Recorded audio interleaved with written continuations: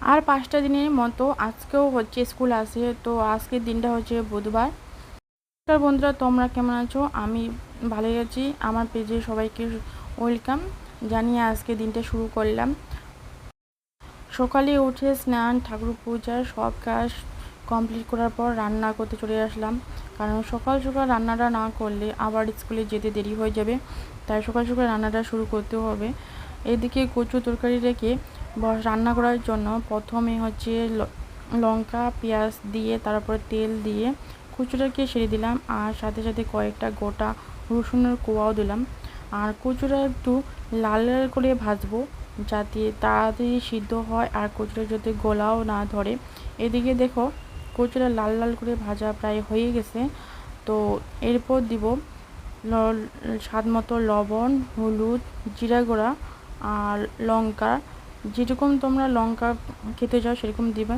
আমি ভাজার সময় লঙ্কা দিছি, আবার কালারের জন্য একটু লঙ্কা গুঁড়া দিছি।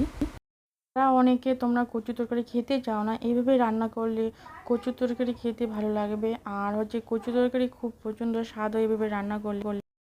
দিয়ে তোমরা গরম গরম ভাতের সাথে খেলে খুব ভালো লাগে। আর একবার ট্রাই করে দেখো।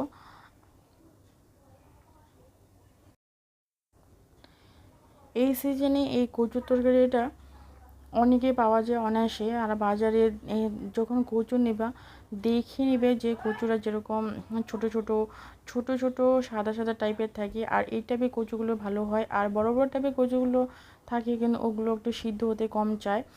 তো এরকম তরকারি তারপর আমি কচুর তরকারিটাকে সেই লঙ্কা আদা রসুন তারপরে হচ্ছে ওগুলো ভাজিটা যেহেতু ভাজছি, তারপরে হচ্ছে হলুদ লবণ সেটা কিছুটা ভেজে জল দিয়ে দিলাম একটু সিদ্ধ হওয়ার জন্য। আর এদিকে বড়মশাই কাজে যাবে, সে উঠে পড়েছে, তার জন্য ছাতুটাকে গুলিয়ে দিলাম। ছাতুর সাথে চিনি দিয়ে খায়, কিন্তু অনেকে লবণ দিয়ে খায়, আমার বড়মশাই চিনি দিয়ে খায়। আর এদিকে কচু তরকারি এসে দেখতেছি জল টানিয়ে গেছে। তারপর কচু তরকারি একটু কষবো যাতে লঙ্কা পেঁয়াজ আর যে গুঁড়া মশলাগুলো দিয়েছি সেতে কষা হয়। আর দেখবা একটা কষতে কষতে একটা সময় তেল বার হয়ে গেছে, আর আমার কড়াইয়ের চারপাশে দেখতে পাচ্ছ তেল বার হয়ে গেছে। এরপর একটু জল দিয়ে দিব, জল দিয়ে এবার কচুটাকে আমি সিদ্ধ বসিয়ে দেবো। আর কচু তরকারিটা একটু ঝোল ঝোল টাইপের খেতে ভালো লাগে। এইরকম কচু তরকারি তোমরা রুটি দিয়েও বানিয়ে খেতে পারো। আর গরম গরম কচু তরকারির সাথে গরম গরম রুটি খেতে ভালো লাগে। আর আমি এখানে পরিমাণ মতো জল দেবো, যেহেতু আমি আগে কচুটা ভাজছি তখন কিছুটা সিদ্ধ হয়েছে, তারপরে কষার সময় কচুটা সিদ্ধ হয়েছে, তাই পরিমাণ মতন জল দিয়েই আমাকে দিতে হবে যাতে কচুটা বেশি সিদ্ধ না হয়ে যায়। আর এদিকে আমি বাঁধাকপি ভাজা করার জন্য বাঁধাকপিটাকে সিদ্ধ করতে বসিয়ে দিয়েছি। আর বাঁধাকপিটা ভাজার জন্য বাঁধাকপি সিদ্ধ না করলে ঠিকমতো ভাজা হয়ে আসে না। এরপর বাঁধাকপি সিদ্ধ হয়ে যাওয়ার পর আমি শুকনো কড়াইতে হচ্ছে পেঁয়াজটা দিছি প্রথমে। পেঁয়াজের জলটা যদি চড়ে যায় তারপরে তেলটা দিলে ফুটে আসে না, তাই আমি এরকম করেই ভাজি। প্রথমে পেঁয়াজটা দিয়ে পেঁয়াজের জলটা ঝরিয়ে শুকিয়ে নেওয়ার পর তারপরে তেলটা দিই। তারপরে এই তো এবার পেঁয়াজগুলো একটু লাল লাল করে ভেজে নেব। পেঁয়াজগুলো যখন লাল লাল করে ভাজা হয়ে যাবে তখন এর মধ্যে আমি বাঁধাকপিগুলো দিয়ে দেবো। সিদ্ধ করে বাঁধাকপি দিতে হবে, সিদ্ধ করে না দিলে কী বলতো কাঁচা কাঁচা টাইপের থাকে, আর বাঁধাকপিটা একদম যে মলিয়ম হয়ে আসে সেটা হয়ে আসে না, তাই জন্য বাঁধাকপিটা একটু সিদ্ধ করে দিলে বেশি ভালো লাগে। তো বাঁধাকপিটা সিদ্ধ করার পর এরপর আমি ভাজতে দেবো। বাঁধাকপিটা কিছুক্ষণ পর তোমাদের হচ্ছে নেড়ে দিতে হবে, নাহলে বাঁধাকপিটা কড়াইতে লেগে যাবে আর পুড়েও যাবে, আর খেতে যেটা খুবই খারাপ লাগবে, দেখতেও খুব খারাপ লাগে, তাই বাঁধাকপিটা দিলাম। আর এখানে আমি যেহেতু হচ্ছে লঙ্কার দিই নেই, যে আমি একটু লঙ্কা গুঁড়ো দিচ্ছি আর লবণ দিয়েছি আর স্বাদ মতো হলুদ দিয়েছি। আর লবণটা তোমরা যখন দিবা তখন বুঝে শুনে দিবা, কেন লবণটা এমনিতে ভাজার পর কিছুটা কমিয়ে আসে, বেশি লবণ দিলে আবার খেতে ভালো লাগে না।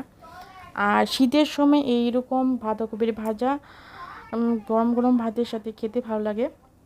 যদিও আমার বড়মাসায় বাঁধাকপি ভাজা খেতে ভালোবাসে না, তো আমিও খাই। তো আজকে আমি অনেক দিন পরে বাঁধাকপির ভাজাটা রান্না করলাম কি ভাজতেছি। আর তোমরা এবার এরকম করে ট্রাই করে দেখতে পারো। বাঁধাকপির ভাজাটাকে পুরো মতো তেল দিতে হবে, নাহলে বাঁধাকপির ভাজাটাও আবার পুড়িয়ে আসবে। আর বাঁধাকপির ভাজা একটু পর দিতে হবে। আর বাঁধাকপির ভাজাটা ভাজা করার সময় তোমরা পাশেই থাকবে।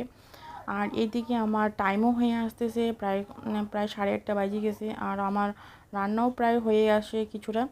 এবার বাঁধাকপির ভাজাটা রান্না করতে আমার বেশি সময় না, তোমার যদি 5 মিনিট যদি হাতে সময় থাকে, 5 মিনিট সময়ের মধ্যে তোমরা বাঁধাকপিটা ভাজাটাকে এরকম করে ভাজতে পারো। আর বাঁধাকপির ভাজাটার সাথে তোমরা হচ্ছে রুটি দিয়ে গরম গরম ভাতের সাথে খেতে ভালো লাগে। দেখো বাঁধাকপির ভাজাটা প্রায় ভাজতে ভাজতে আমার একদম মলিয়ম হয়ে গেছে আর কমিয়ে গেছে। তারপর বাঁধাকপির ভাজাটা আমি নামিয়ে নিলাম। আর এদিকে আমার কচু তরকারিটাও সিদ্ধ হয়ে আসছে। দেখো কচু তরকারিটা সিদ্ধ হয়ে গেছে। আর কচুটাকে আমি একটু নাড়িয়ে দেবো, যাতে কচুর গায়ে যে খোসা টাইপেরগুলো আছে এগুলো নাড়লে খলি আসবে। আর তার সাথে সাথে তরকারিটা একটু বেশ সুন্দর গাঢ় টাইপের হবে। আর আমি তরকারি নামিয়ে নিয়ে আমি সকালবেলা এখানে ওটস, আপেল আর কাজু বাদাম দিয়ে খেয়ে স্কুলে চলে গেলাম। স্কুলে কিছুক্ষণ বসে থাকার পর ক্লাস শেষ হওয়ার পর আমি একটু বাড়ি গেছি, বাড়ি থেকে রওনা দিলাম। আর এইদিকে মেঘ হয়ে আসে। Thank you.